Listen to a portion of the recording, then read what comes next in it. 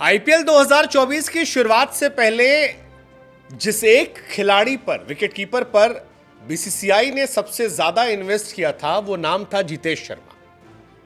एक ऐसा प्लेयर जिसके चलते बीसीसीआई ने सारे कर्मकांड करवा लिए। ईशान किशन की लॉयल्टी को दरकिनार कर दिया, ईशान किशन को अर्धशतक लगाने के बावजूद बैठा दिया, इस उम्मीद में कि एक विकेटकीपर लोअर डाउन पे आएगा, छक्के चौके मारेगा और इंडिया को वर्ल्ड कप जितवाएगा। लेकिन मेरे हिसाब से आईपीएल 2024 की सबसे बड़ी डिसअपॉइंटमेंट अगर कोई है तो वो जितेश शर्मा है। क्योंकि आईपीएल 2024 में जितेश शर्मा ने कुछ नहीं किया है सिवाय एक काम के कि ईशान किशन को बीसीसीआई के कॉन्ट्रैक्ट से बाहर करवा दिया। बाकी कुछ नहीं किया इन्होंने, कोई भी काम नहीं किया है। मतलब इतनी खराब बल्लेबाजी कि आपको शर्म आ जाए। जितेश शर्मा ने आईपीएल 2024 में केवल 133 रन बनाए हैं, जस्ट 133 रन ओनली। 12 मैच खेले 10 इनिंग में और हाईएस्ट इसमें उनका 29 रन रहा। 13 का एवरेज था, 124 का स्ट्राइक रेट था, ना कोई अर्धशतक ना कोई शतक, 7 चौके 8 छक्के, कंप्लीटली फ्लॉप शो। एक ऐसा फ्लॉप शो जो वो भी भूलना चाहेंगे और बीसीसीआई भी अपना सर खुजा रही होगी कि भाई इतना इन्वेस्टमेंट क्यों कर दिया था। क्योंकि इंडिया जैसे ही वर्ल्ड कप हारती है ऑस्ट्रेलिया से फाइनल में, उसके बाद जो सीरीज होती है उसमें जितेश शर्मा को विकेटकीपर के तौर पर रखा गया। जितेश को संजू सैमसन के पहले मौका मिल रहा था, जितेश शर्मा को ईशान किशन के पहले मौका दिया गया, जितेश शर्मा को केएल राहुल के पहले मौका दिया गया। लेकिन जितेश शर्मा ने कुछ भी नहीं किया इस सीजन में और ये वर्ल्ड कप के टॉप कंटेंडर में थे। आई मीन दैट्स शॉकिंग कि यार इतना इन्वेस्टमेंट के बाद अगर आप रिटर्न जीरो देते हैं तो फिर आपको लेकर क्या किया जाए। जितेश का डाउनफॉल बिल्कुल अनरियल है। जितेश शर्मा इस सीरीज से पहले लगातार इंडिया के लिए खेल रहे थे, बहुत जोर शोर से उन्हें खिलाया जा रहा था। लेकिन उन्होंने ईशान किशन का मेंटल वाला जो इशू हुआ वो सब यहीं से हुआ था। क्योंकि खबर आई कि ईशान किशन ने इसलिए ब्रेक लिया क्योंकि ईशान को लग रहा था कि बीसीसीआई उनके इतने लंबे समय की ड्यू के बावजूद उनकी जगह एक प्लेयर को मौका दे रही है। ईशान ना ऊपर के थे ना लोअर के थे। हालांकि ईशान भी सीजन को बहुत खास नहीं कर पाए, 12 मैचेस में 262 रन बनाए हैं, 69 हाईएस्ट है, स्ट्राइक रेट 150 का है, एवरेज 22 का है।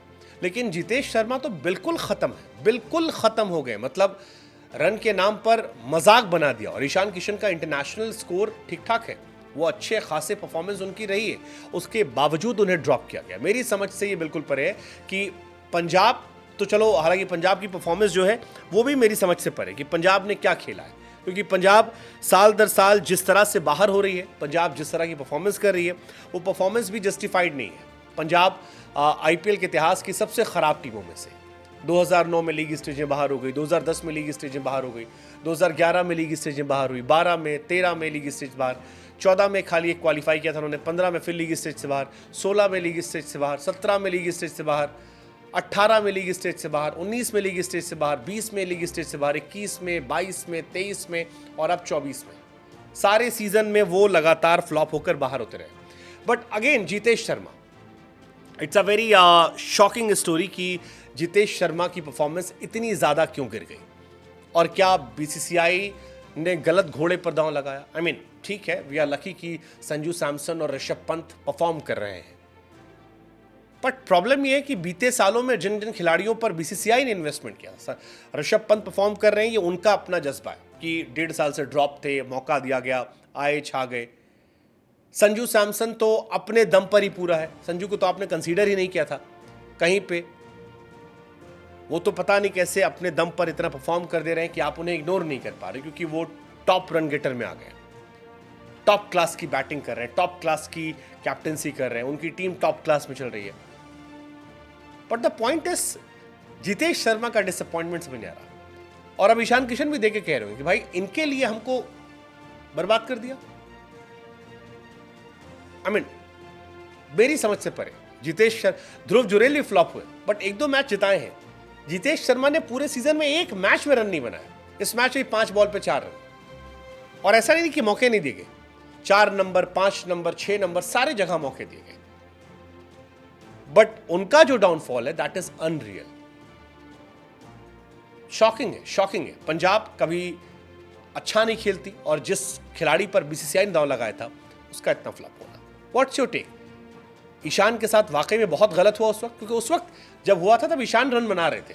ईशान बाद में मेंटली थोड़ा डिस्टर्ब हुए, और कई बार क्रिकेट मेंटल डिस्टर्बेंस की वजह से भी खराब हो जाती है। सबके साथ हुई, धोनी, युवराज, सबके साथ हुई है, सचिन।